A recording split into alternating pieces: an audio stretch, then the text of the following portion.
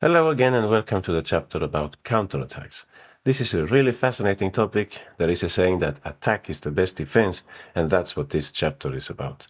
I would say that in general terms, we are used to looking after our king when they are attacking us, but we should not forget that sometimes their king can also be a bit exposed. For example, when they are mobilizing their pieces to the attack, they are perhaps opening up in front of their king, pushing some pawns.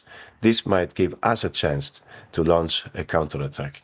So in this chapter, I have looked at some different situations depending on where the kings are placed. So first, we will check some cases where the kings are both on the same flank. Later on, we will see positions with opposite castle kings. We will have a look at when the opponent's king is still in the center. That's a typical aspect of opening strategy, by the way. We will also have a look at, I think there is one example where our king is in the center and their king is already castled, so it's like the opposite situation. And then I think I also have one or two endgame examples, so you could say examples with less pieces on the board. So quite a number of examples. It's time to get started. In our first example, we have with white pieces Pranav. In playing black is Pragnananda. You can see that it's some kind of Nimso-Indian battle, I think, where black pushed c5 at some point, white played e3, they traded the pawns. We have this kind of fixed pawn center, but actually not much is going on in the center right now because white is attacking on the king side. You can see that the last move here, it was g5, white is trying to open up some space for their attack. They would like to put the queen on g2, and if black tries to block the g-pawn or try to obstruct the white queen by means of knight g6 at some point, white is probably going to play f4, f5, trying to kick away that knight. On the other hand, you can see that black's pieces are fairly well organized. Especially noticeable is the fact that they have both rooks on the open e-file. That's very nice, of course.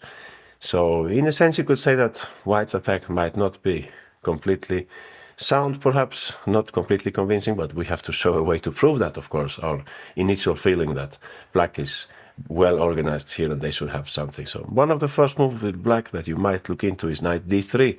This looks very natural to bring the knight a little closer, or even hitting the pawn on b2, you could say. But after queen g2, white would just be helped in their attack. It would make the defense a little more tricky for black. You can even see that there are ideas like knight f6 coming up. So what Pragananda noticed was that also white's king was a bit exposed here. But how to get at white's king? Those rooks, what are they good for, those double rooks after all? And here you have the key to the solution here. We have to carry out a sacrifice. When there are this kind of mutual attacking situations, well, you would say black is not attacking still, but just wait, then it's natural to think in terms of sacrifices because time is money in this situation. So fantastic move, brilliant move by Pragananda. He managed to deflect the knight on c3. How could you possibly deflect that knight from the e2 square?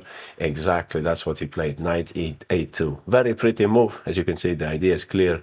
Knight takes, we will play rook e2. This would be very scary for white. And that's exactly what happened in the game, actually. White took on a2 here. It was better to play g takes h6, but these variations, I can just warn you that they are very, very complex. One line that I was looking at here was knight takes e3.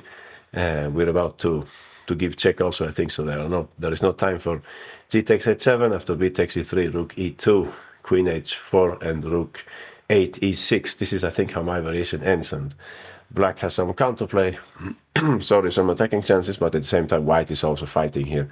F takes d7, that's how my line continues. Rook g6 check.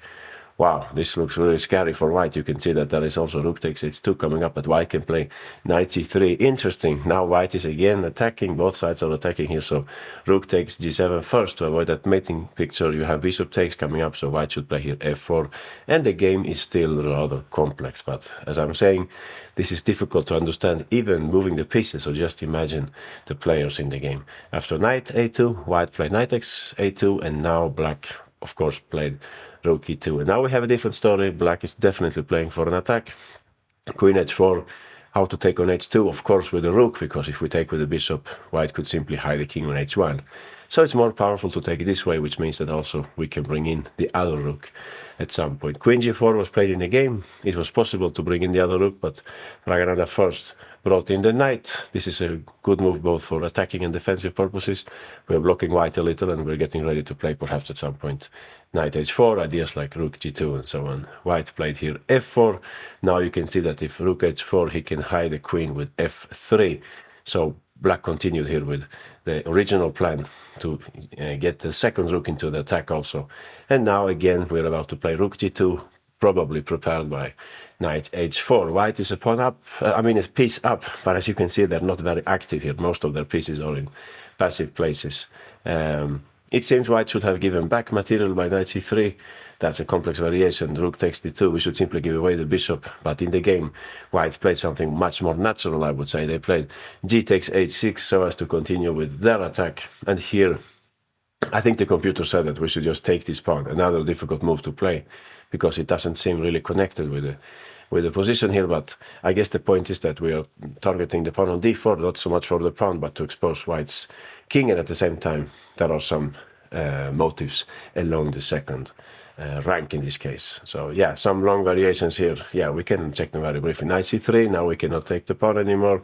Rook takes d2. White indeed gave back a piece, which is natural in this kind of hectic situation. Rook takes, queen takes, h takes d7.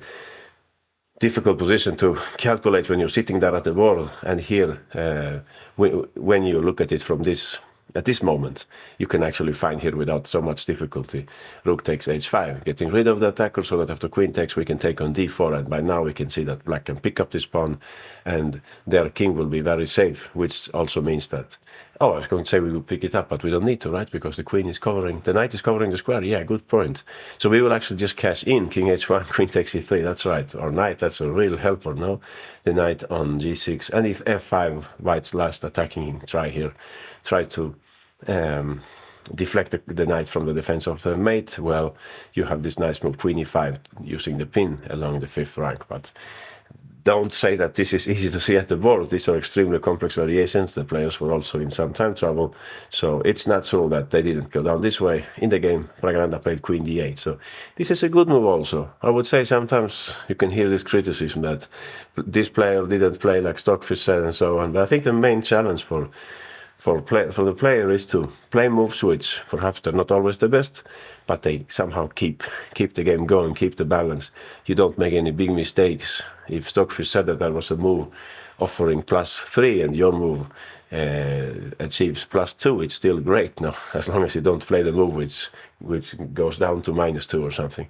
So queen d4 is queen d8 is a nice move also. We have this very nice tactic with queen h4 coming up, trying to deflect the queen in order to give mate with rook eg2. You're not playing against Stockfish, so important just to continue kicking the ball, so to speak. Queen d8 was played in the game. White should have played here bishop e1, covering that square. Black would then take the queen, so to speak. Rook g2 would make sense, so that we get rid of white's queen and we can start working on the light squares. Something like rook eg2, check, queen takes, rook takes, king takes, and I think we should bring in the queen. Exactly, queen c8, we're targeting this square, and yeah, something is going on here also. So we have some chances here for sure. It's still a complex position, but black is probably not worse here. So this is what could have happened, but in the game, after queen d8, Pranav played instead knight c3. And now Pragananda carried out his beautiful idea. You got it, queen h4, beautiful. He's not interested in trading queens, he's interested in giving mate. So it's black who is attacking completely here. Queen takes e2 was played in the game, but this is already a sign that, yeah, black is going to get back to material and so on. Rook takes, knight takes, queen takes h5, and after rook f2, Pragananda played knight h4. Yeah, we keep on attacking. After all, material is not really favorable to us, but activity indeed is. Their king is still very weak. You can see there are several threats here at this point. Maybe knight f3, we have queen g4 and so on. They played in the game rook df1, parrying the check on f3, yeah, that must have been the main threat, by the way. There were some mating ideas, perhaps. Queen takes h6. I think king safety is the principal factor here in this case. White cannot really save this, despite rough material balance, you could say. Black's queen is really devastating here. Knight g3, queen f6, targeting the pawn on d4. White played bishop c3, and what do you think Pragananda played next here? How to continue the attack? That's right. Even in positions with limited material, it's important to use every resource, and that's what he did here, g5. Very nice. You can see we're working on these two pins White is still under serious pressure, and if they don't take, we can consider something like g4 maybe also, apart from taking on f4. So very, very nice counter-attacking effort by Pragananda. You can see that the first move was not easy to see at all. We are typically used to looking at one part of the board. In this case, I think most of us, we are focusing on this part of the board, and it's easy to forget about that little square, right? Knight a2, brilliant move by Pragananda. He gets ready to deflect White's knight from c3 so that he can play the move rook e2 with a lot of counter-attacking possibilities. All right, in our next example, we have some kind of Sicilian battle in this game between Hakobian with white and Samed with the black pieces. So Hakobian's tactic change. You can see that black's dark square bishop is not here. It's probably something that happened here on f6. I suspect that there was a sacrifice on f6, perhaps, something like that. And what white is up to now, they will try to take those pawns on f6 and h4 and try to launch an attack on the dark square. So typically white would like to take this pawn, maybe take that pawn and try to bring in the bishop to d4. You can see at the same time black is very much tied up on the queen side. These pieces are not really working right now. They're not having a lot of activity. So tricky position for black for sure. Despite the material advantage, they're under some pressure here. Their king is in some danger. So what Samed noticed, I think, was that also white's king is a little exposed. After all, they push the f-pawn and black is commanding the open file, which means that there are at least two, we could say, tactical motives here. The most obvious one, the first rank, the back rank. You remember chapter 5, I think we talked about this, or chapter 4. And also something, maybe with a little imagination, you could imagine some kind of danger happening to white if their bishop moves away and at the wrong moment. Maybe you get some idea like knight d3, bishop takes, knight f2. We should at least keep these ideas in the pocket, even if right now we can't see exactly how they're going to work out. But that's what he did in the game. Samed, he took advantage of these two factors, you could say. He started with a nice move here. How do you think we could fight for the open file in the best possible way? Exactly. When we double rooks, I mean, in strategical play in general, it makes sense to look at the best way of doing that. You don't need to just play rook e7 and rook d8 on every occasion. Try to do something more powerful on the initial move of the rook doubling, so to speak. And that's what he did here, rook e4. Very clever move, because we're also putting some pressure along the fourth rank. And now we're ready to play rook de8 next turn. White took on h4 with the queen getting ready to take, but here black play the move f5. I mean, the move as such is not difficult, but you need to have something calculated here, because it's also dangerous. Now we open up the game for our king. White played here queen f6, and if you just take on g4, what do you think would be the problem with that? White is now a whole rook down, but they had something prepared here. Aha, exactly. They would take on c5. Very nice move, because as you can see, we can't take with the queen really. I mean, we can, but we lose a whole rook and the pawn will be hanging on d6. And even worse, if we take with the pawn, of course, then we lose the queen instead. So this would be better for white, I think, this position. What did I look at here? Queen takes, check, king g7, and oh, I didn't take the pawn on a5, I took the pawn on, I didn't take on d6, I took on a5 instead. Yeah, probably because we can take this one later and we should get ready to give check and perhaps protect that pawn. Interesting. So queen f6, definitely pressure on black here. Bishop takes a5 is one threat. Bishop takes e5, that's the big threat. But you know, of course, what they played here. Exactly, rook fe8. Still, there is no mating idea, but you can see that we're getting closer and closer. And I think that maybe this is what escaped Hakobian in the game. Maybe he was about to take on f5. But then, what do you think would be the beautiful move prepared by black? That's completely right. We have four pieces ready to attack. You would say white's king is not in danger, but that's wrong. It's actually in huge danger. We have these two motives with the first rank and also the diagonal. Aha, extremely beautiful move, knight d3. Very pretty move. You can see that now, no matter how white reacts in this crazy position, they are in big trouble. If you take with the queen, as you can see, we would go rook e1. We actually don't mate them on the back rank, but after rook takes, bishop takes, we will mate them like that instead, exactly, with a smaller mate, knight f2. Very nice. Yeah, such a beautiful picture. So this is not playable for white, and I don't think they have any other good move after knight e3.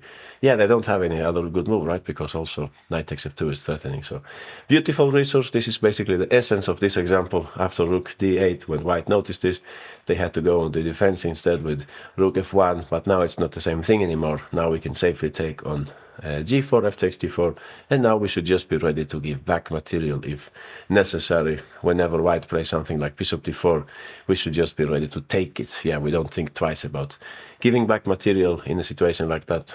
We should take advantage of the fact that we have extra material and just take. So knight takes d6 was played in the game to confuse things a little more. You can see black's pieces are still a bit shaky, right? But they found a nice counter-attacking resource here. Aha, if we look at this very, very carefully, wow, so many pieces hanging. I'm noticing now this is hanging, that is hanging, so on.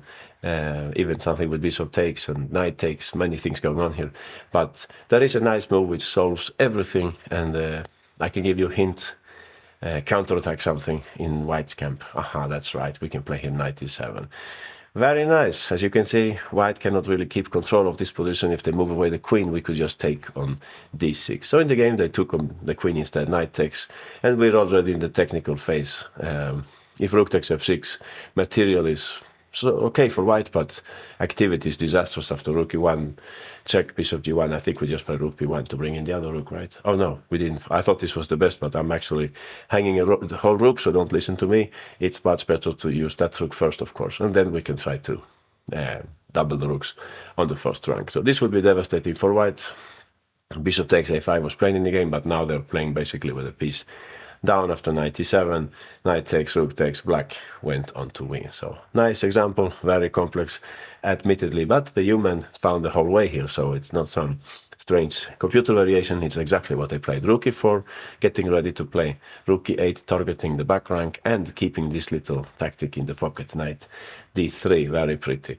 All right, we will continue. In our next example, it's a little more, you could say, quiet nature of this position. It's another Sicilian Alapin, where you can see that white has this strong pawn on e5, which means that any attacking scenario is helped by that. They just played here knight h2 in this game between Kevlishvili with white and Agopov with the black pieces. So why do you think they played knight h2? Exactly. We don't need to be Mikhail Tal to understand that. Of course, the knight is coming closer to black's kingside and we're ready to attack them in some way. Typical plan in this kind of structure. So what do you think black should do?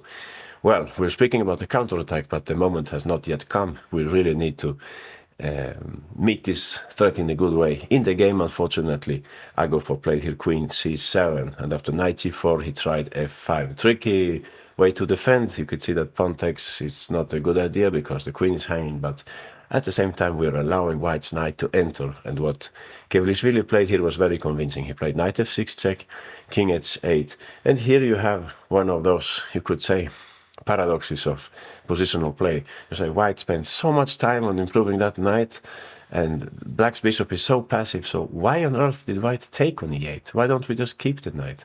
Well, you could do that also, but his move in the game, it's about this principle of not looking at the pieces which leave, try to look at the pieces which stay. It's a good decision, knight takes e8, because he has seen something else here.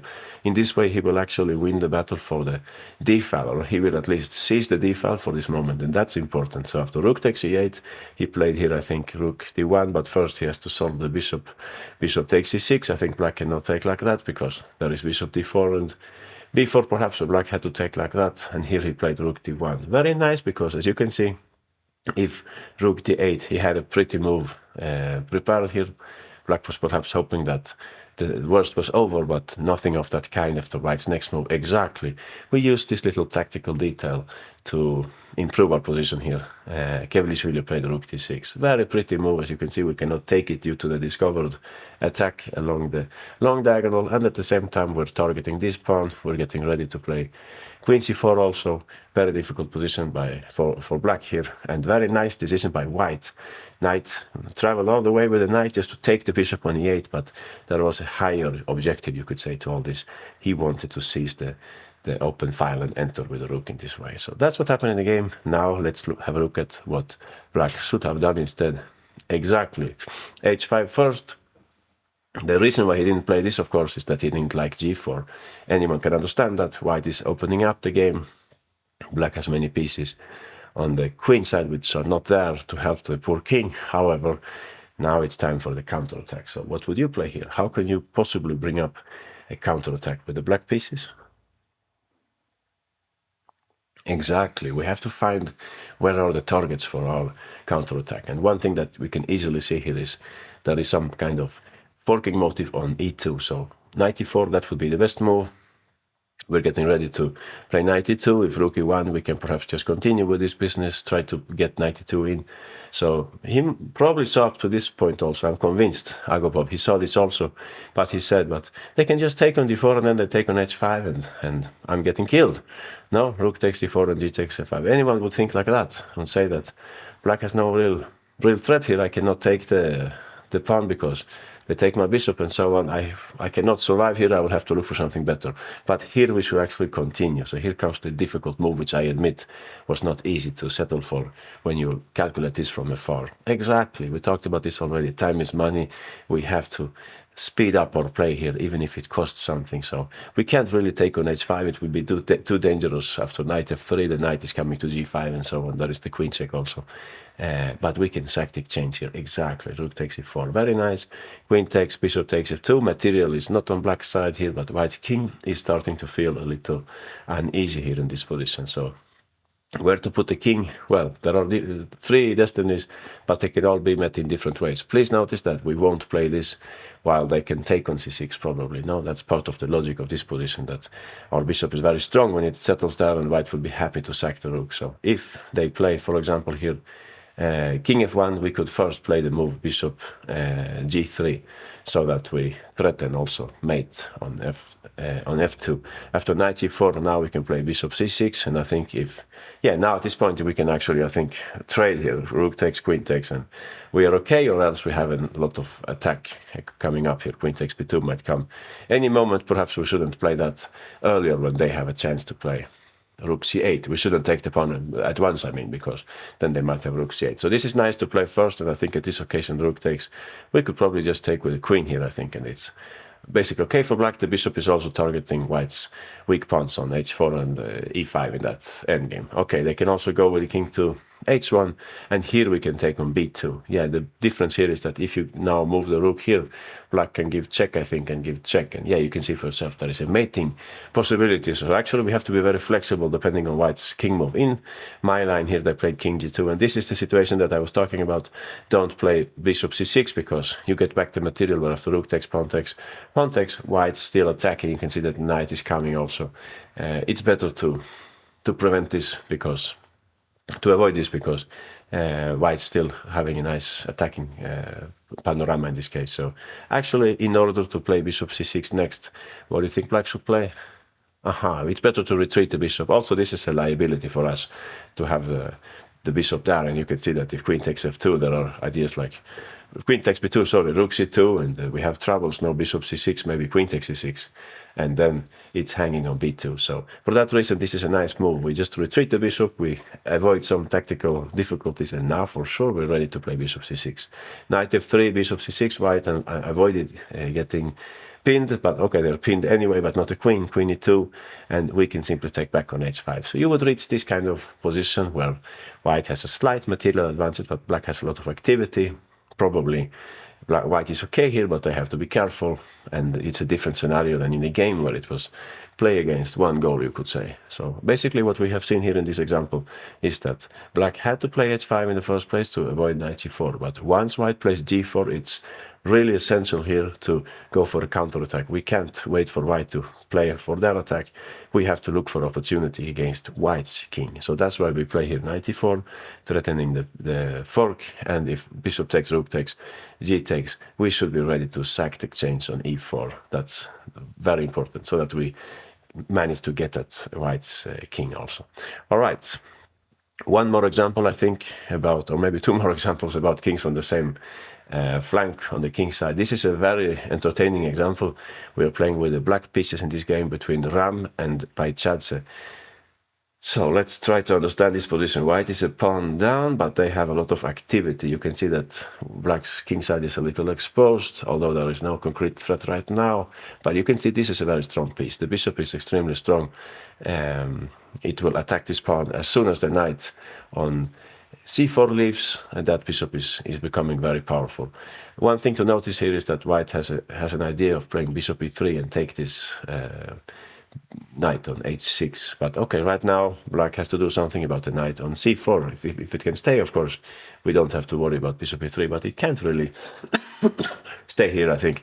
Black had many different moves here. I looked at many of them. One important thing to understand here is that there is some kind of discovered attack along the c-file. Wherever you put the knight, you're hitting white's rook with your rook. So you have like many possibilities with a knight here, but I think only one knight move is really good here, and unfortunately it's not the one that they played in the game. Let's have a quick look at the game. They played knight a3 in the game, and after rook takes c8, black took back. We can take in both ways, but in both cases actually white will reply in the same fashion. They play here our key move, bishop e3. You can see now that this is a threat. Unfortunately, if knight g4, white has a little tactic here about pins. If you look carefully, you can see that the pawn on e6 is pinned. Exactly, that means that we can actually take on f5, and if they take back, we take on g4 like that. You can see now this is a big threat, and also something is hanging, I think, on the other side, and white is in command of the open file. You would say suddenly we understand the potential of white's position a little here. So this is not advisable for black. They will have to move the king. And white played here rook c1. You see new threats with every move, bishop b4, bishop g5, pushing away the queen, so that after queen f7, they will play queen f4. Very precise play by white, a lot of tactics to look at here, of course. There is something hanging here, something hanging there, and these knights are getting ready to launch the attack. Queen b7, bishop takes, pawn takes, queen takes, and you can see that these two knight moves are coming up next. Unfortunately, black is in big trouble here, and white went on to win. So this is what we should avoid. They played in the game knight a3, but we had actually an interesting possibility here. If you look a little further, it's just like in the second example or third example, the one we saw with Jacobian Samed.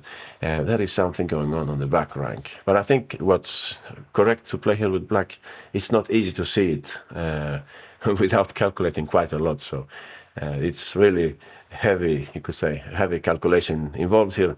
Let's have a look at how black could have exploited this situation. Knight e3, very surprising move. What's going on now? Well, if they take on e3, we will take on c2. One interesting facet of this position is that if they take on e3, we take on c2, and they play bishop b1. You could say that they have a double threat here. But interestingly, in this kind of position, where black has a passed pawn on the a file, it's actually possible for black to give away a little material and later rely on that passed pawn. So they could play something here like rook b2, and after bishop takes h6, simply bring back the bishop to b6. We're targeting the pawn on f2. White will have to go back with the bishop, and after bishop takes, pawn takes. I would say that without that bishop on the board, it's more difficult for white to really progress in their attack. While black has this very nice pawn on a4, it could perhaps move on at this point, a3. You would say material is balanced here, but the nature of the battle, it doesn't really favor white, because they don't have much of an attack, and black's pawn is getting closer and closer. So this is what could have happened if, after the nice move, knight e3, white simply took on e3. So more critical here would be that they take on c8, we take back. On c8 I was going to say, but that's a bad idea, then we just hang this guy, so we have to play here knight takes d1. The problem with this, you would say, all right, what's the big deal? I mean, black managed to trade rooks and they got a safer position. The problem, of course, is that white will play bishop c5.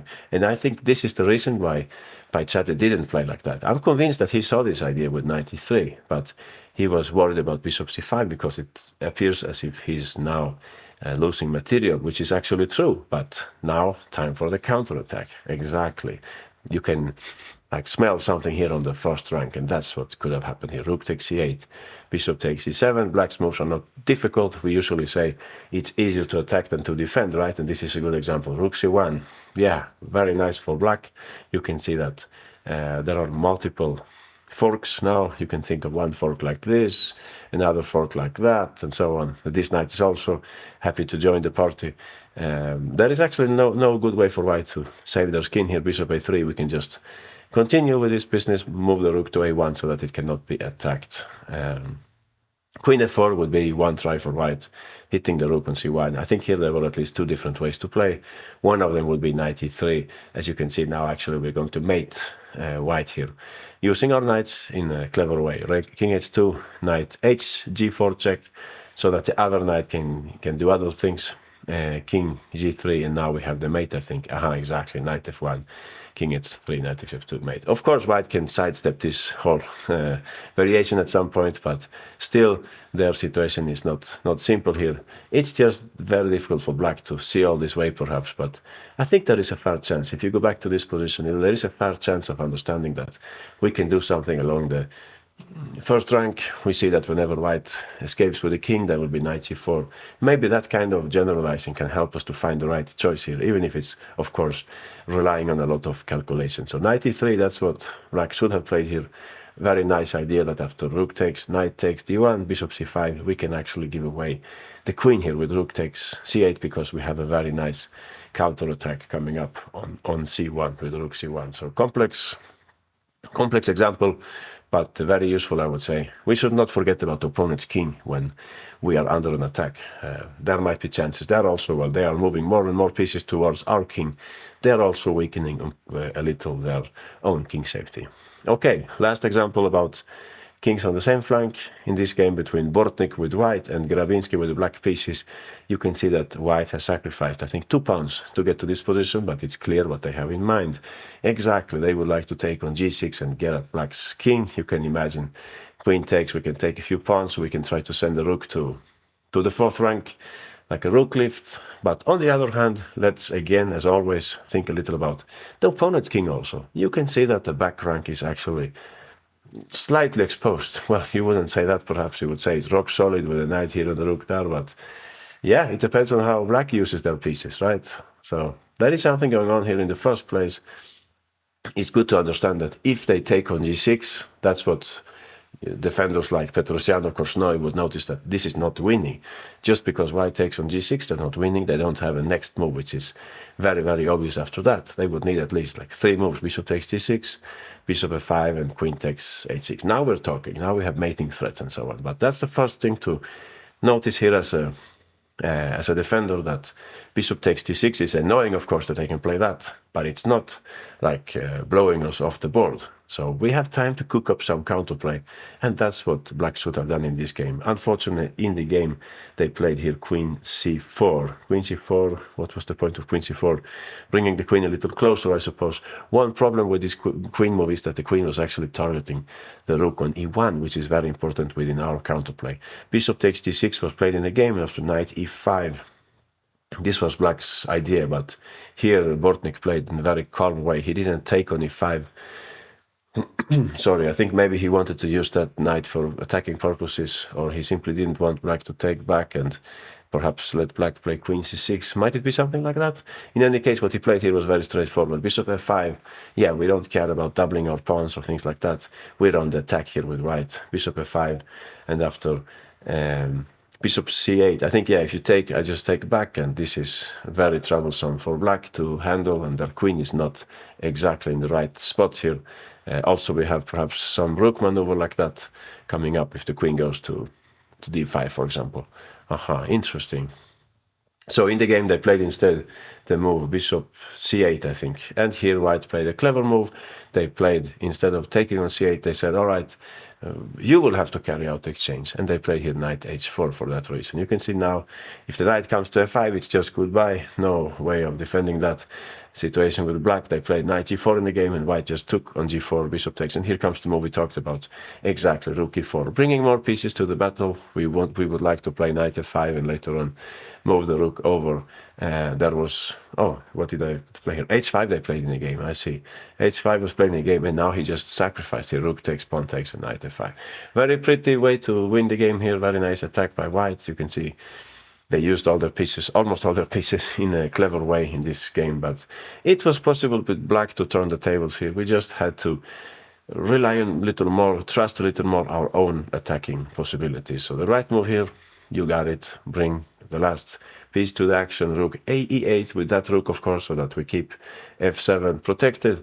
Bishop takes d6, that's a critical move, and at this point there are at least two ways in which we could make this work, but you can already spot the idea here. Of course, something's going on e1, but that square is defended by the knight, so we have to fight against the knight, and for that reason, knight e5. I think it was also fully possible to take first, rook takes, and if rook takes, you can go knight takes e5, and you have the same situation here.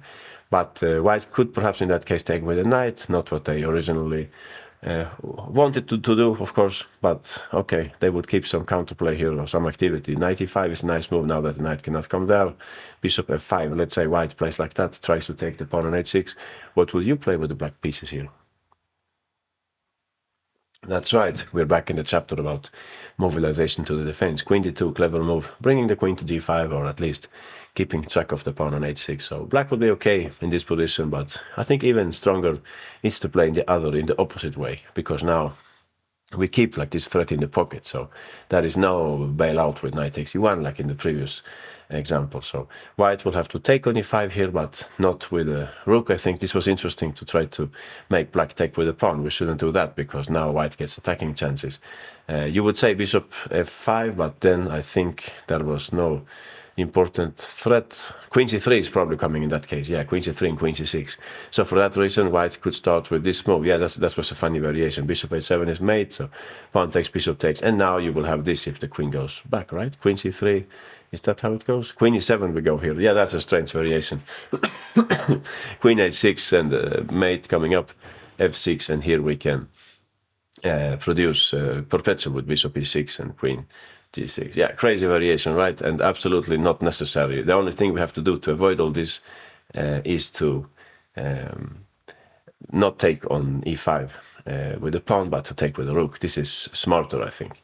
Because in this case, after knight takes, pawn takes, exactly, we end up in the other variation, the one that I was commenting on. Now after bishop f5, trying to take, maybe we can get away with queen d2 also, but even nicer here is something about defensive exchanges. Aha, we can use the threat against the rook so as to play queen c6 next turn. Very pretty, no? Rook d1 and we play queen c6. Beautiful.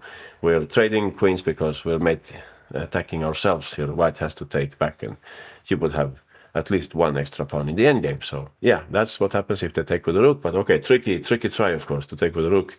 But okay, let's check knight takes. We take with the rook so as to win time here, of course, to soften up white's defense along the 8th rank. If rook takes, pawn takes. Yeah, I'm boring you with this story, but again, we have the same situation here. So rook, yeah, that's a strange move. Rook eb1, but time is money, as we were saying. White at least manages to move this bishop next turn, but now we can use the idea we already talked about. Queen d2, bringing the queen a little closer. I think black is still a pawn up, right, and they're more active. Bishop d3, rook fe8. Yeah, this is a good moment, I think, to take stock. We can see that white's attack is not really working, and this is nothing compared to what happened in the game, and we are the ones attacking here. Rook e1 is coming up next, so black is probably for choice here. This was a way in which we could have continued, but I admit this was not easy to see at the board. Anyone will be very scared of this move, but if we rely a little on our counterattacking potential, we would find this move rook a8. And in my way of seeing things, the big psychological barrier here is to understand that we don't die because they take that pawn. We have something coming up also. They don't have a check next move and so on. So don't be scared, keep a cool head here, and after bishop takes d6, we will have the nice move, knight e5. This is the move which really changes things here. You can see black's pieces are well organized, and e1, that's for sure our main target. All right, we should continue and have a look at some positions with opposite castled kings. That's of course in positions like this one, in this game between Abdullah with white and Kutsuksadi with the black pieces. Of course, you would say that this is part of the game. If you have opposite castled kings, by nature, both sides are attacking. That's what this kind of position is about. And I would say timing becomes very important in these positions. Sometimes you have to spend the tempo on safeguarding your king, for example. Also material, of course, it's like second priority. Very often you have to give away something here because they're so delicate, these positions. So the time that you gain by giving away something, it can be very important in this sense, more than if the kings were on the same flank, perhaps. So here, let's have a look at this game and try to understand it. f6 was just played by white. So white's plan is clear. They would like to play f6 at this point, bring in the pieces to the g file. They would like to play something like queen g4 and bishop h6. In this way, black's king would be in big danger. So black should think twice about taking on f6 and in which way. In the game, what they did first, they took on b3. This is useful because black would like to play b4 and open up either the c file or the a file for the attack. If you play g takes f6, I looked a little at this variation also. Here we have the timing issue that we talked about. White, before launching an attack, they could actually start with this move. So that if knight takes b3, you can always take with the a pawn. You don't have to worry about queen a1 anymore. That's one reason for black to take quickly. I looked a little at this, b4, and this is the nice move here, knight e5. How on earth is that possible? Well, it's a typical sacrifice in the Sicilian, but here it has a specific point to it. After e takes d5, there is an unexpected tactical idea. White will give check and put the bishop on h6, queen g4, king h8, bishop h6, and after rook g8, it's funny, no? Actually, the action is not here. The action takes place over there. Exactly. This is very surprising. Bishop d7, and then we can pick up the pieces on the queen side by means of that. So that's a nice little tactical detail. The way that Counterattacks are replacing the game, knight takes b3, he avoids all this because now he forces white to take back with the c pawn, I was going to say, but that's not true. If you take with the c pawn, black will take on f6 with the bishop, and after rook takes f6, we have no reason to enter the same situation. We will play b4. Oh, now I think I understand it. Yeah, now because the rook is pinning the knight, white's king is in big trouble because, if they move the knight, they will run into something like bishop e5 and targeting the queen and so on. So, that makes perfect sense to take, after knight takes b3, to take with the a pawn instead. So, we have this in the pocket, but white will have king d2 at this point. We can keep it for a little later. He played here bishop takes f6. Again, g takes king b1. It's the same situation that we just talked about. We have again these ideas with bishop h6 and queen g4. White's king is feeling so more or less safe in this situation. So what black played in the game was bishop takes f6. And I think the nice point comes here. When white takes on f6, this is the key moment in the game, because we have this situation with captures and recaptures now.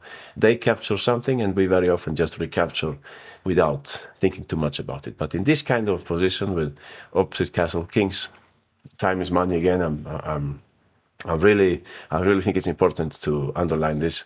And if you look at these three pawns, you would say they're actually in the perfect place. That's the best way you can arrange your pawns in front of the king, leaving aside back rank issues when you would like to make a move to h6, for example, to avoid mate. But apart from that, if you think about attacks coming from the opponent's side, so to speak, in a vertical way, if you can keep the pawns like that, it's much easier to defend. Whenever you push a pawn like that, you give additional possibilities to your opponent. Bishop takes h6, g4, g5. As long as they stay like that, it's more difficult to get at the king. And that's, I think, what motivated partly black's decision in the game. They played here b4. They just leave the pawns like that. It will take ages for white to progress in the attack. Had they played in a materialistic way, g takes f6, bishop h6, we don't have the same idea anymore with knight e5, I think, but we have other ideas. Now black's bishop is gone, so this is a weak spot that we can attack. Even this pawn is weak in the long run.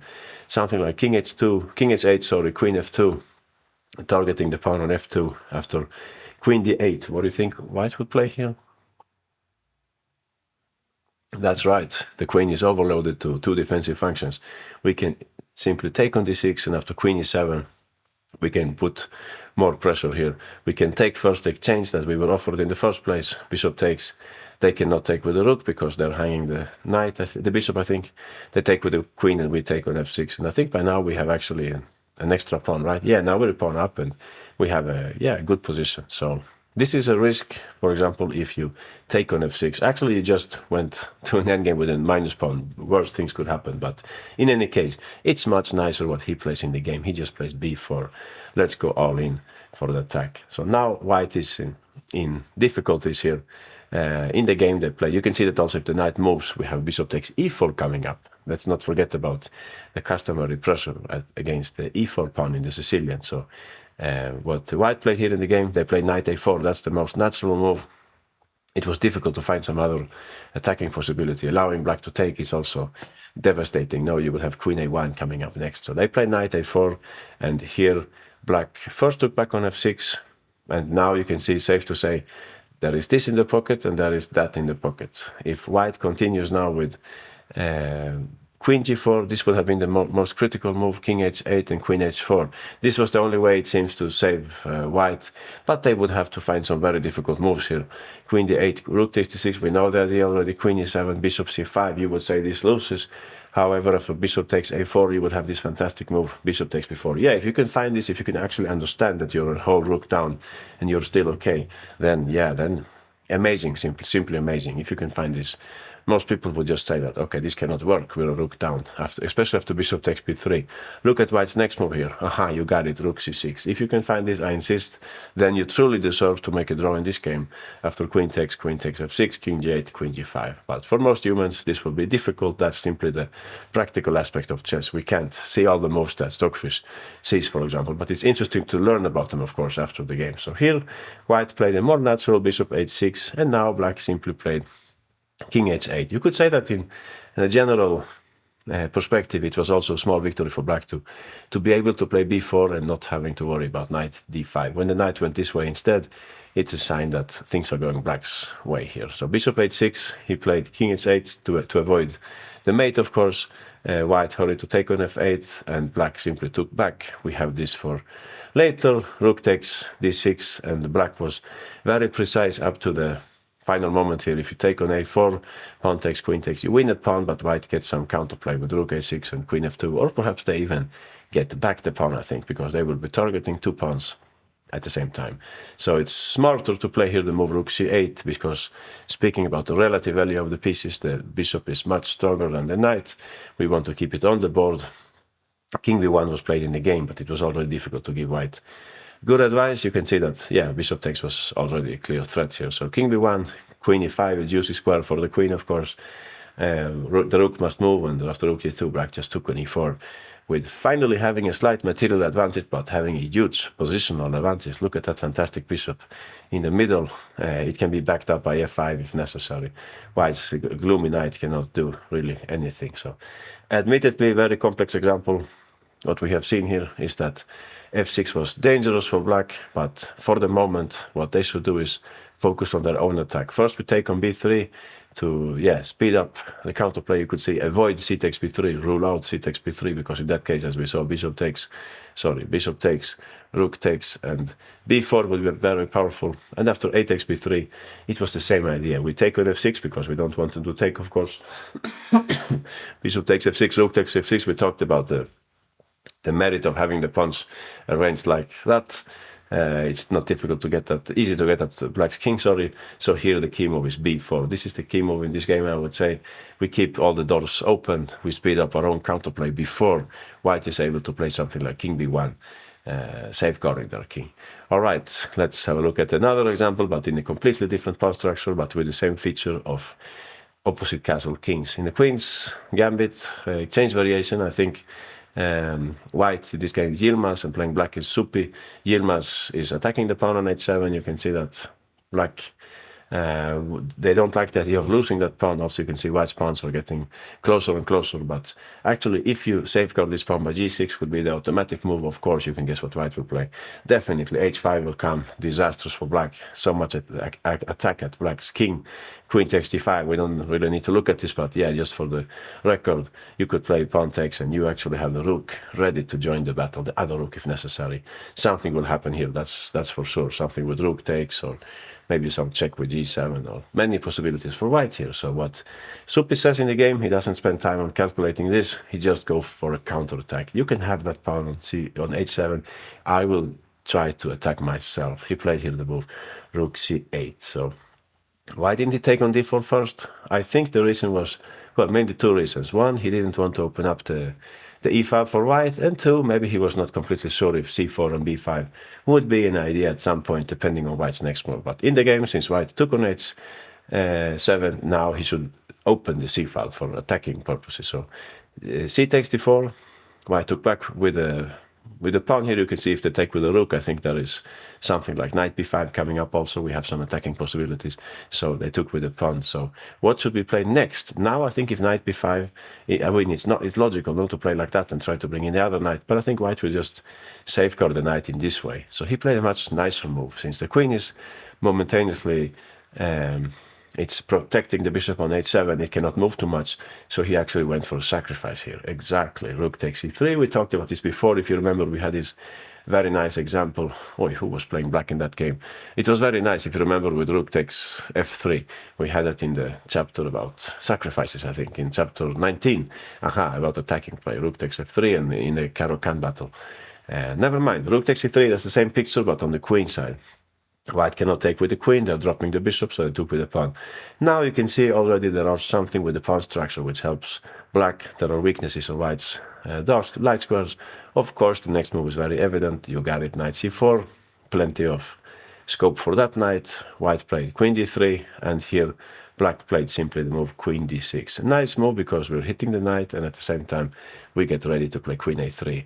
If you thought about bishop a6, that's definitely a good idea, but I think it's even better if you play it with the bishop protected, because white could play something like king a1 maybe, and it's nicer if we can move this knight without dropping the bishop, if you see what I mean. So for that reason, I think queen d6 is very clever, because we could bring the queen to a3 then. Knight f1, black could have considered, I think, queen a3 at this point. It was a possibility, but maybe rook h2 would defend white here, the prophylactic rook. But yeah, I don't know. I like black's position here, bishop a6. I remember the computer was not completely convinced, but I think for the human, after rook c1 here, trying to defend against all the threats, knight b2 I think was coming up, we can play knight e6. I like black's position here. I won't win against Stockfish, but I could probably win against other players. You can see that knight b5 perhaps is coming, move the queen somewhere, another check or things like that, introduce the rook. Many things could happen here, but okay, in the game he played another good move. He played knight c7 immediately. So now we have at least two ideas here. One, to bring in the knight, and secondly, to play bishop a6. And white, on the other hand, their attack is not really progressing right now. They have to be very careful. So Yilmaz played in the game bishop f5. There were these two choices, knight b5 and bishop a6. Maybe if knight b5 there is king a1, so bishop a6 is more powerful. After king a1, finally black got back the material. You can see that the knight is also protecting the bishop like the queen will do in the other line. So here what black played was simply, you got it, getting back material. Knight b2, very clever. After queen c2, knight takes, queen takes. Material is almost equal, no? We're only a pawn down, but we still have attacking possibilities. Queen a3 targeting the pawn on c3. White played queen d2 and now knight b5. As you can see, it's difficult for white now to keep the material balance.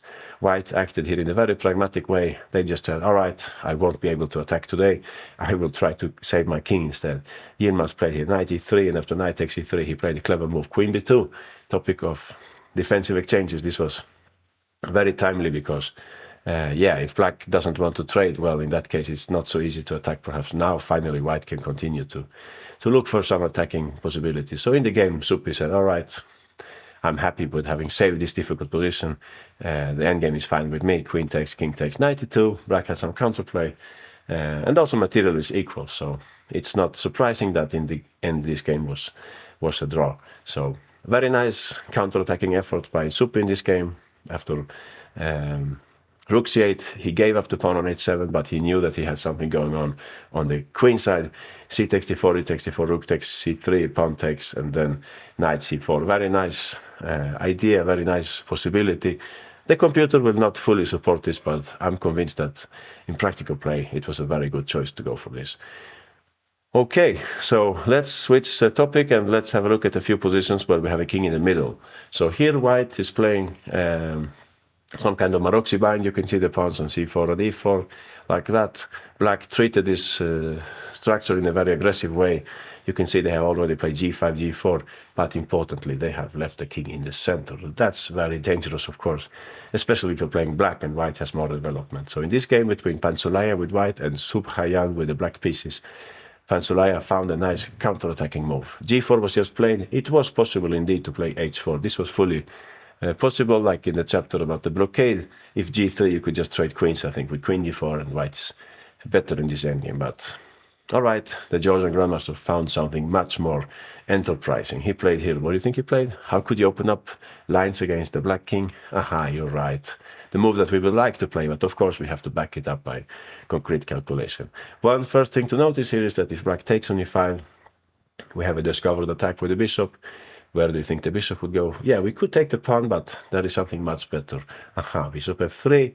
If queen c7, we'll take on b7 here.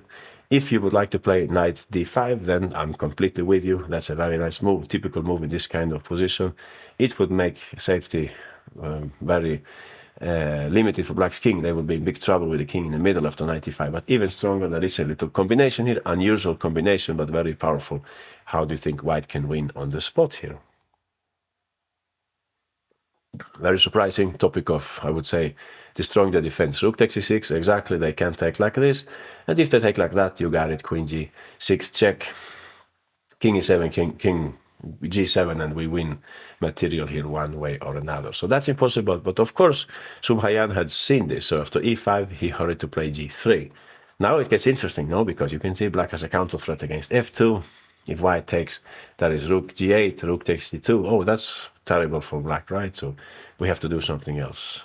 Not quite so. Remember, please, in defending situations, we should not see any ghosts. The first thing to check here is like the acceptance of the sacrifice.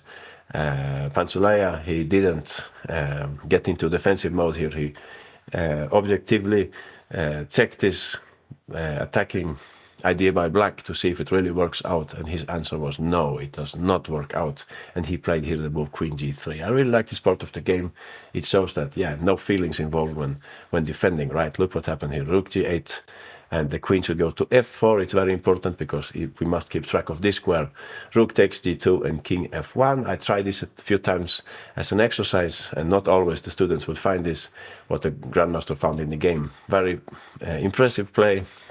No fears by White. Here you can see that it was important to put the queen here. Had we put the queen there instead, they would have rook h2, which would be very annoying. So here, on the other hand, Black's attack has come to a dead end. They can't really progress here. What Black tried, they moved back the rook so as to play bishop g2 next. But White simply said, all right, I don't need to. This would be a draw, by the way. I don't want to draw this. I can go for more here. My king is relatively safe in the center. After all, you can see White's development is much superior to Black's. So it's a question of moving the bishop, and I think it can go both ways here. It could go both ways, but in the game, I think he preferred bishop d3. But it was also okay to play bishop f3. I guess this is more precise because you don't let the knight escape. So basically, Black loses a piece here. Bishop g2 will not make too much sense. We will just play king e2. In the game, they play knight g4. But as you can see, this is not going to work because White simply has too many pieces in the attack, or in the battle, you would say.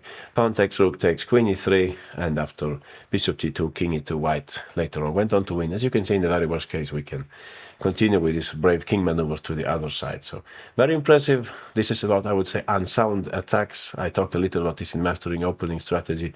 Black's position is not really mature for this. They don't have enough development. Or maybe if the king was on the other side, it would have been possible. No, but here what White did, they stroke back in the center. Very nice idea. e5 in order to prepare this move, bishop f3. And in any other case, you can also see strategically, of course, it's a very nice move for White. They would like to bring a knight to e4 and so on. So yeah, important, of course, to see the variation here. g3, queen takes, rook g8, queen f4, rook takes g2, king f1, and then Black's attack is not convincing. So nice job here by Panchulaya. In our next example, we have a Sicilian Rosolimo, where Black has played in a very interesting fashion. You can see all Black's pieces are active here in this game between Supi and Kubas.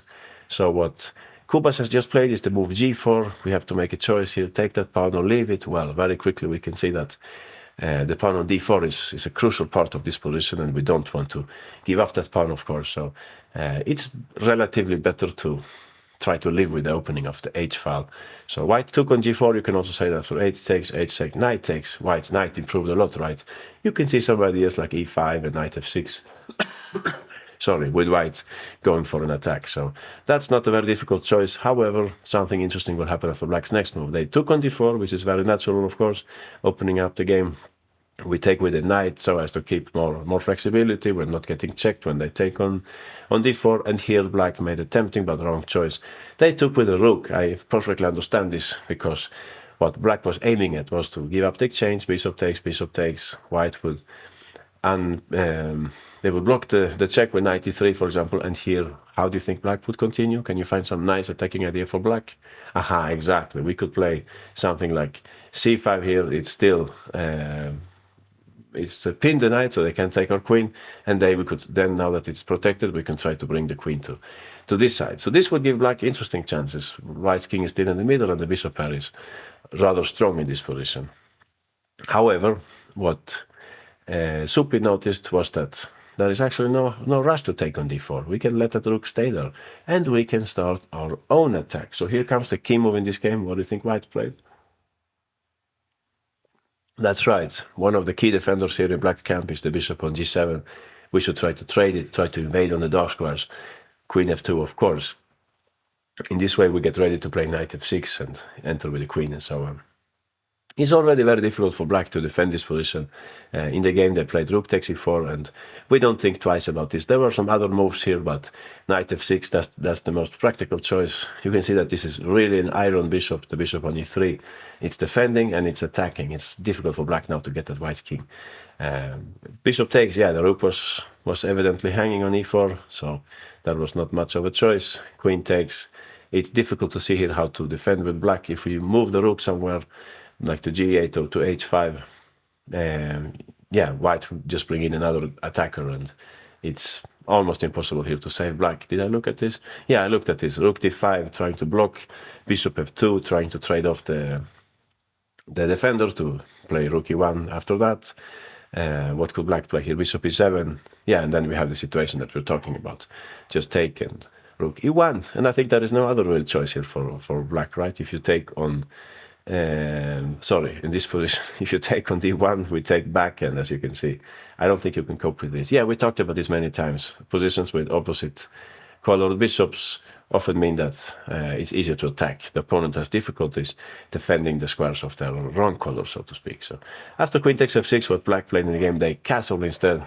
And here, white, of course, they exploited the fact that black don't have pawns on the g and h file. They played queen g5 check, and after king h7, what do you think white played next? Which would be the smartest attacking move? That's right. Beautiful move. No, don't you think? King f2, very pretty.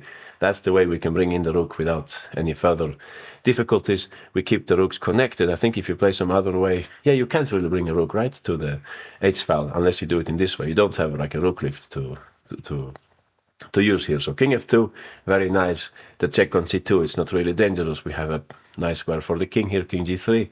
And yeah, black resigned because rook h1 is coming next. Had they tried to resist on the open file, of course, you can guess white's next move. Exactly, it's the same thing. We play rook h1 since our rooks are connected and theirs aren't. Sorry, they cannot really defend here in this case. Queen c2 is just the same thing. We would play here king g3. So nice display by Suppi. Of course, black's attack was a little scary, but keeping a cool head here, the pawn takes first. No problem opening up the h file as long as they don't bring the queen there, for example, or maybe even then we will have a square for the king. And never mind, after knight takes d4, knight takes d4, black made a wrong choice here. They should have taken with the bishop, I forgot to say that. In this position, they would actually keep the balance. This was okay for black, because now if bishop takes, how do you think black would take back? Aha, we have to look at king safety. And interestingly, it's actually white's king which is slightly safer, you could say, than black's king in this position. Since if rook takes, we would have the same story, basically, no, with queen f2 or something like that. So queen takes d4, that's a good choice by black by now, because they have the unsafer king, you could say, in this position. So white could try to play something else after bishop takes d4, rook d1 perhaps, and we could play c5. So I looked a little at this. It's a little shaky for black, but not that much. Queen f2, again with the same plan of playing knight f6. Black could try something like queen e6. They still have some chances here of keeping, but okay, it was a complex variation. Bishop takes d4, and now you have to avoid this, so you have to take like that. You have to notice that also the rook on d1 is hanging. So not so simple, I would say, over the board. So In any case, white did the right thing. Black had a bad moment here when they took with the rook, or simply they didn't manage to calculate the other variation. It's perfectly understandable. And here, please notice, this is the key move. Don't be too materialistic, please, in the defense. We have to understand that this is the hero, you would say, of this game, the bishop on e3. He should stay on the board. Queen f2, that's the key move here, because in this way we get ready to play knight f6, and it's our turn to have some fun in this position. Now it's white who can finally attack the opponent's king. Okay, we will switch topic and we will talk very briefly about when it's the opposite situation, when our king is in the middle and their king is relatively safe. So in this game between Asaubayeva with white and Ortega with the black pieces, you can see that black sacrificed a piece in order to reach this position, but they are about to get it back because there is this pressure along the e-file. If the queen moves away, there is maybe bishop d3. Another idea is to maybe push this pawn, and you can see that also if we take on d5, the most evident move, black will take back and play knight e4, they will take on e2, and they will be okay probably in that endgame. So what Asaubayeva noticed was that actually the best chance lies in just giving back the piece and go for an attack herself. So that's what she did in the game. She played here the move queen b2. Very nice decision. Yeah, I checked some other moves here also. Queen takes x6, for example. We will have this situation with queen takes, and bishop d3. Black gets back the piece, and they should be okay in that endgame, or active endgame for black. So what did she play? She played queen b2. Very clever, you would say, but that's not right, because now they get bishop d3 in. Why don't you put the queen on c3? Yeah, silly question, of course, because black would then play d4. This is much worse. So queen b2, it's completely right. Bishop d3, and you know what's white's next move, of course. Definitely, you got it. Let's not be too materialistic. We will talk about that, by the way, in the next chapter, I think. The risks of materialism. Don't try to hang on to this bishop. It's impossible, by the way. Of course, we just castle away. That's one advantage when your opponent has sacrificed. You can just give back something. So, nice choice. Now you can see this is coming up next. They took on e2 in this game. They took with the rook. If they take with the bishop, it's basically the same thing. We will move the rook and then continue the attack. You can see different ideas, like, for example, bishop h8, trying to mate them on g7 and so on. So after castles, rook takes e2, white hurries to take on f6, of course. It's a difficult game for white already, for black, sorry. They played knight e7 in the game. If they play queen d7, I think the point was to take on d5, and after queen takes, we take on b7. Not so much for taking the pawn, but to create this double threat. So tricky for black, and you can see white's king is safer than ever, no? So bishop takes, knight e7, and what do you think white played next? We have a strong attack coming up. Bishop h8, we talked about that. It's possible to play like that. I don't know if black gets some chance of counterplay, maybe with knight f5 or something, or rook or queen f8. But they found a much nicer move in this position. Think about black's pieces, please. Which is black's most active move, active piece here, the piece with the highest relative value right now. Aha, that's right, the rook is active. We can actually play here rook e1. Now it's easy to understand what will happen. Black is getting outnumbered here very quickly because white will take, bring in the other rook. Black cannot really do the same thing. Their rook is passive on a8. The rest is play against one goal. They tried here d takes c4, rook takes, bishop takes. We could have played rook e1, but Asaubayeva noticed a tactical trick here, queen e5. Of course, double attack. These two pieces we have queen e6 in the pocket, king f7, trying to defend against both threats, queen takes, king takes, which is also possible to play probably, but even nicer the move that she played. More friends to the party, please. Exactly, let's bring in the knight also. Yeah, what a nightmare for black. This game which looked very interesting just a few moves ago, now it's completely over. Now so many threats at the same time. Bishop g4, knight e6 check, king f8. And I think you can easily spot the final combination here. That's right, if the bishop was not on f6, it would be mate e1. So try to get rid of it in the best possible way. Exactly, bishop takes. And black resigned because after queen takes, queen h8, we have mate. So you would say a simple example, but yet I find it rather instructive. This is actually the key moment in the game where we say, all right, we can give back the piece. No reason to hang on to it. Let's go for an attack instead. Queen b2, clever move, so that after bishop d3, we are ready here to castle away. This is the key move here that we have to understand. We're not really bothered by that. We will go for an attack ourselves here in this game. Okay, we have arrived at the endgame examples, or you could say the examples with limited material. In our first example, we have with the white pieces Mora Diabadi, and playing black is Niemann. You can see that it's a double-edged position. Material slightly favors. Yeah, by the way, who is it favoring? Black, perhaps, but white has a very solid position. You can see that the knight is excellent on f4, and it has also stronghold on e6. But of course, we cannot underestimate black's upcoming attack. They would like to do some harm to us along the h-file. In the game, unfortunately, Mora Diabadi, he missed a little tactic here. He played in the game queen takes b7 after h takes g3, f takes g3. Which move do you think that Niemann uncorked at this moment? Aha, that's right. Very, very tricky move, e5. Usually you would say that never works because that is en passant. But right now, unfortunately, the queens are attacking each other, so we don't have time for that. So you can see that if queen takes, rook takes, black wins thanks to this pin. On the other hand, if white gives check, black would go back with the rook. I think if you play something like rook, queen c8, you would just play something like rook f8 and queen e6 and simply queen f7. The fun is over for white. You can see that they will lose material here one way or another. So what should white have done instead? Well, they should have tried to launch a counterattack. For that purpose, it's useful to bring in one piece which is not playing here.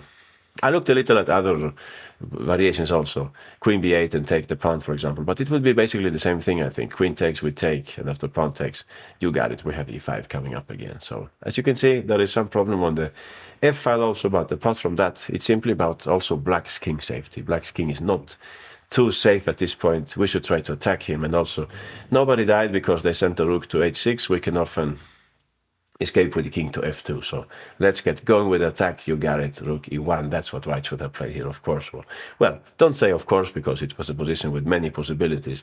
It's not easy to navigate, especially at move 37, as in this game.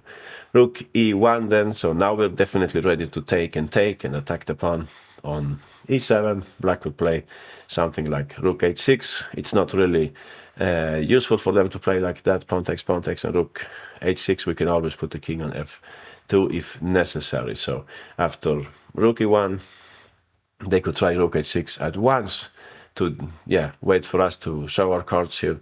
I looked at some different moves. Queen takes b7 was wrong because of pawn takes, and I think there is a combination here. Yeah, exactly. You play rook h1 and the king goes down. You take and you play queen c2, something like that. Yeah, crazy variation. Sorry, but I think that's how it works. Yeah, exactly. Pawn takes rook h1 and then king f2, rook takes f4. Pawn takes... Oh, I was wrong actually. Queen h4. Yeah, the other check is probably met by... If you give the other check, maybe they can go rook e2. Maybe some perpetual or something coming up here, although I'm not completely sure. In any case, queen h4 is more forcing because now we have to play g3 and then you can just give check, I think, on h2 and you pick up the pawn with check. Yeah, here it's important to give checks all the time, obviously. So I think this explains actually this little variation after rook e1. This explains why black plays rook h6 first, because if you take like that, white could be flexible and play king f2. This is clever by white, yeah, exactly. Because now, if they play something like rook h1, I think it's different. Now we don't have to worry about that because we could take first probably. I'm trying to understand this variation, but something like this, I think, and we could take, and maybe now we're threatening this also. I think this looks promising for white. It's not so easy for black to get that white king. So yeah, that probably explains why they play rook h6 first, to avoid this option of king f2. In any case, white can now continue the attack, queen b8, or start the attack, you would say. And we are ready to attack here. Rook f8, if king f7, queen d8 is very nasty because there is actually the threat of mate in, I was going to say 1, but in 2 probably with rook takes e7. And black, they don't have checks still. So rook f8 is safer for black, queen e5, centralizing the queen. We get new checking possibilities. The pawn can be taken also. H takes, this is a funny situation. Do you think we should give this check or do you think we should just take back? Aha, that's right. Tricky tactics. Queen g5 looks good, but after rook g6, actually black wins. Yeah, very unexpected because this pawn is hanging in the end. So we should just take back, and it's not easy for black to enter here. Iron knight on f4, let's have a look at one try here. Rook h1, king f2, queen c2. Oh, there it came, the queen check that I was thinking about. Rook e2, queen c1. Yeah, you can see that white's king is suffering, but actually black's king is also very open. We just have to make sure we give the right check here. So which do you think would be the right check? Aha, we have to give this check, because if we give the other check, they can play like that, and they can later on hide the king, I think, on f8 if we take on... Just like that? No, on the other side, sorry, king h8. This is better. Yeah, we are out of checks, I think. Only one check left, but then they would play king h7, and yeah, it's their time to attack, and they would have even like rook takes f4 coming up, even if rook f1 is obviously the main threat here. So yeah, please give the other check, queen g5. By method of elimination, we can see that.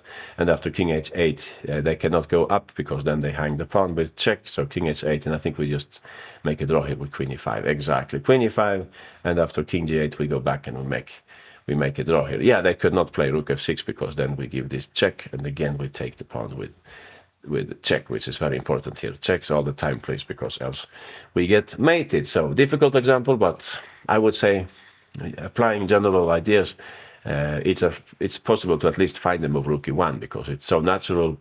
We bring a piece into the battle, we clear some extra space for the king, and we keep all doors open as for the white queen. So important move.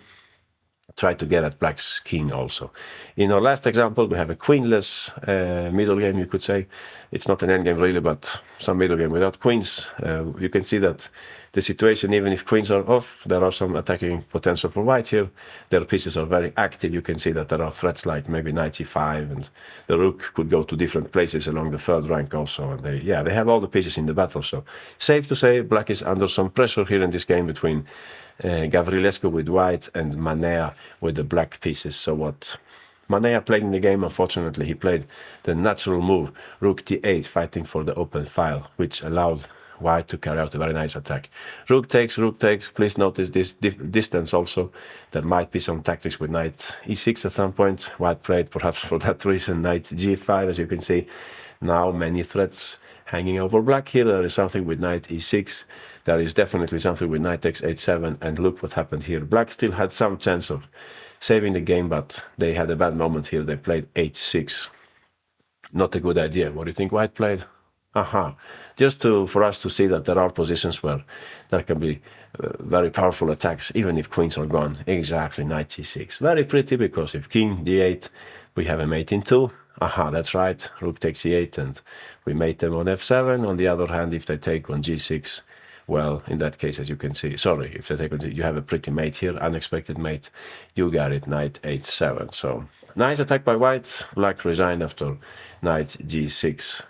There were some other possibilities here, giving up the pawn and so on, but let's focus on what black should have done. Instead of allowing this white attack, they had a much better choice. And our choice here, as you have guessed by now, is based on a counterattack. We have to go for an attack ourselves. You would say, but hey, the king on c1, what does it have to do with this situation? But there is something going on here. If you look very carefully, you will see a potential for a black counterattack.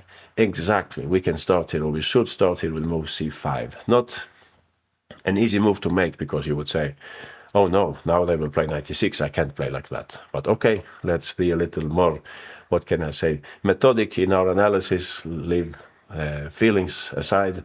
And if you look at 96, you will see that black could have actually continued with the attack here, c4. We don't care about giving up the exchange.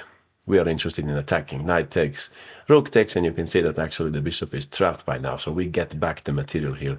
I looked at this in this way, white keeps an extra exchange, but after a3, c takes b3, a takes b4, rook takes c2, as you can see, black would have plenty of counterplay. Maybe later the bishop could come to c6 to stabilize un poco the situation here. So yeah, not bad at all, c5 if white plays knight e6. More critical would be here, yeah, by the way, if you play like in the game, you just run into c4, and it's, yeah, this attack would never work when you don't have the bishop around, I would say. Maybe there the queens would be necessary. Maybe there you can happily give away the bishop, but not here where material is a little more limited. So critical move here would be a3, trying to take on b4 as soon as possible. c4 would be black's choice here. You have to go all in. You can't retreat the knight in that case. The bishop will have additional space to stay on that diagonal. So you could say also in a way you're fighting against one of your opponent's most important pieces, in this case the bishop on b3. So c4 has to be played here after a takes b4, c takes b3.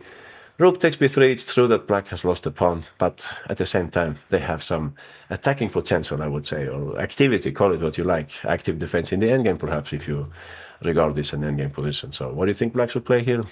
Should we play bishop a4, or is there something even stronger?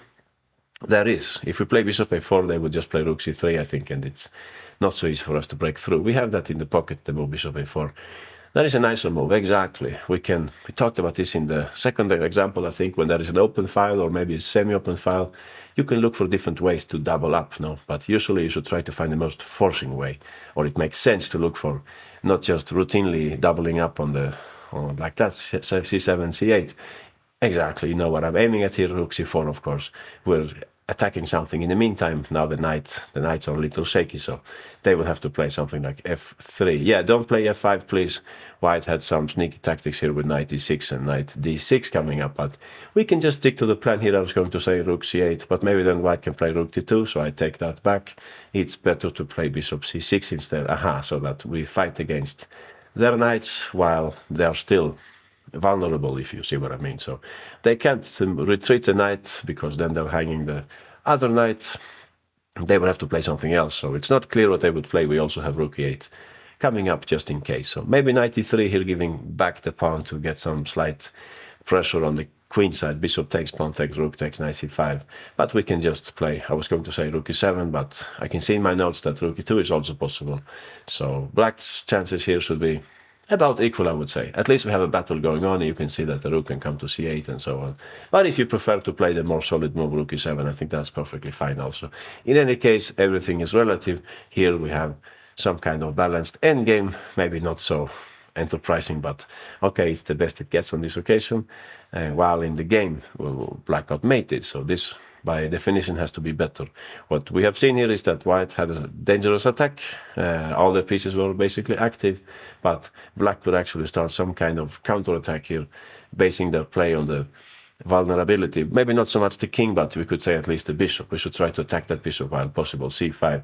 You can also see, I forgot to say that, of course, if white could play c4 and finish off this plan. That's how chess works, right? You have one plan and they stopped it and you have to find another one. But I'm trying to say here that this comes with a high price because now the bishop is not active anymore in the endgame, so in the attack. So we could play something like a5 and continue to harass the bishop a little. So in any case, black's chances would not be that bad here. I would think c4 is definitely not the move that white would like to play in this structure. You could see some kind of provocation idea also. In any case, yeah, c5, that's the key move here. We are targeting the bishop on b3. We would like to play c4 as soon as possible to restrict white's attack and yeah, get our own chances on the queen side. So that's it about counterattacks. Let's do the very quick recap. We started with some examples featuring kings on the same side. We saw Pragananda's fantastic move knight a2, preparing rook e2 with a very fierce battle. We saw that it was very complex. It was impossible for the players to play like stockfish, but they would still come up with good moves. But this starting move, I think it's highly important. Now knight a2, it's like the signal that black is ready to counterattack, and giving up a knight for that purpose, it's not that serious if actually white was also having a strong attack and we should try to save our king. We saw how Samed used this clever counterattacking move rook e4, getting ready to play rook d8, back rank motives, and even knight e3 with a smothering mate there in the background. This was a very clever choice by black. We saw how in this game black was facing an attack, but by opportune move knight e4 they would get counterplay, but it was important to understand that they would most likely have to sacrifice on e4 after bishop takes, rook takes, g takes h5, rook takes e4 was very important because else white's attack is too fast. So again we could see that it was important to give up something. Now in this case after rook takes e4, queen takes, we will have bishop takes f2 and we have some counterattack against white's king. In the next example, yeah, this was a crazy example. We saw that in the initial position, the knight had so many moves. It was so many, there were so many possibilities for the knight due to the tension between the rooks. But we concluded that the best option was to go for some kind of back rank counter-attack with knight e3, and if a rook takes, knight takes d1, bishop c5. This is what white had planned, or what black had seen during the game, but we had this very nice resource. Rook takes, bishop takes, rook c1, and with a strong counter-attack. We shouldn't forget about white's king, of course, even if they are the ones attacking. We saw in the game between Bortnik and Gravinsky that Gravinsky shouldn't have feared so much the bishop takes d6. It was possible to accept this, but prepare a counterattack based on the e1 square. This was very important to try to hit white on this square. And we also saw that there was some important queen maneuver with queen c3, queen c6, which could help black, and even queen d2 on some occasion, helping the defense, mobilization. Then we saw in the examples with opposite castled kings that it was crucial to be able to give up material and also go for their own attack without doing too much on the other side. It was important to keep these pawns in that place. That's what I would like to say. And go for a counter-attack. This was important. Something with the captures and recaptures, they don't work in the same way when you have these positions with opposite castle kings. Time is everything. And white had a difficult time in this game. The attack didn't go as planned because simply black didn't take on f6 as perhaps they expected. They took on f6 much later. All right, we saw in the next example how Supi sacked the exchange on c3, and he brought up this very nice position. We shouldn't count the material here.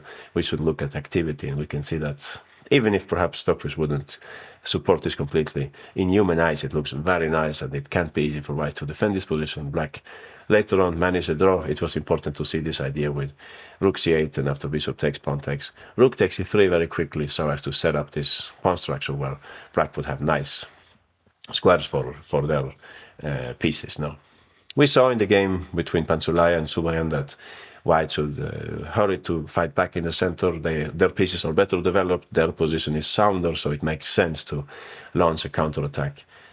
White's attack is more, you could say, more solid than black, so simply they have more pieces in the battle and so on. This rook is not playing too much and so on. So nice opportune move, e5, something to remember. When they attack you on the side, you respond in the...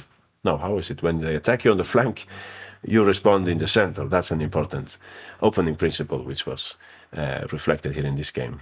And you could say something maybe quite similar about this game, Supi Kuvas, where Kuvas tried to sacrifice the exchange in the middle of the board, trying to get the bishop pair, but Supi was not interested in that. He accepted the material balance instead. He preferred material balance, but he started his own attack. He kept the bishop on e3. I think this was very important to understand. Very strong defensive piece. It should stay on the board. White went for their own attack, and black was having a hard time defending that due to their dark square weaknesses. We saw how Asabayeva simply castled away from these difficulties, giving back the piece, launching a very strong attack on the long diagonal. We had also a look at Moradievadi's game versus Niemann, where it was possible to play rook e1, speed up counterplay, avoiding the bad situation which happened in the game, this tactical intermezzo with e5. So rook e1 was a very clever move. Maybe if black plays in the best possible way, the result would be a draw, but never mind, this is the best white can get here. Simply try to get at black's king also, don't only look at white's. And we saw in the last example how, in similar fashion, we should look for opportunity on the side where the opponent's king is. In this case, c5 followed by c4 was a nice way of limiting white's attack, because once we get that bishop off the board, the b3 bishop, actually black has no big difficulties, and they even have some slight counterplay along the c file. All right, thanks, and see you in the next chapter.